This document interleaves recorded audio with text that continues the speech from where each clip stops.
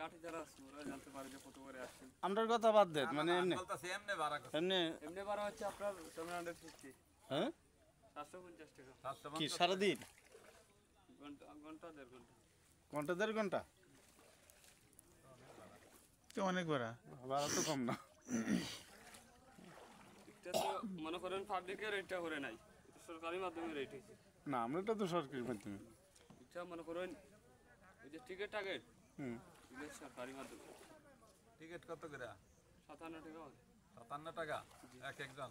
একজন জনপ্রতি 57 টাকা করে প্রবেশ টিকিট। তারপরে নৌকা ভাড়া হচ্ছে 1 থেকে 5 জন হচ্ছে 750 টাকা। ওই নৌকা ভাড়া বাদ দেওয়া টিকিট জি তাহলে তো অনেক টাকা পড়ে। 5 জনে মনে করেন টিকিট 1040 টাকা আসে। তো নৌকা ভাড়া বাদ দেয় 1040 টাকা বাদ দেন। তো অনেক ইয়া।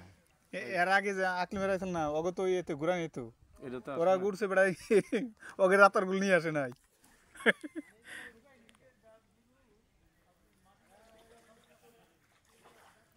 না রাতের গুলো আমারও আসা অনেক চাকরির বাড়ি।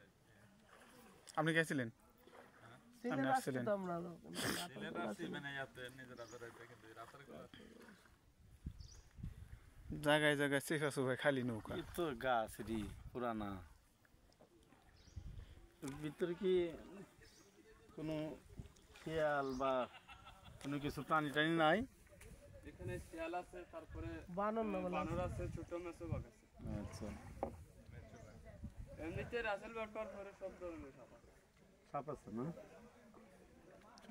রাসেল বাটপার সব কিছু আছে, বললো না বেটা তুই শুনিস না? এটা আওয়ামী লীগের একটা ভুয়া বানাইছিল, রাসেল ভাইপার দেশ সরে গেছে। এক একটা কয়দিন পর পর একটা ইস্যু বানাইছে। লাদেনের বংশ শেষ করছে। 2 দিন পর পর একটা ইস্যু বানাইছে। চিন্তা করছেন, হাই রে হাজার হাজার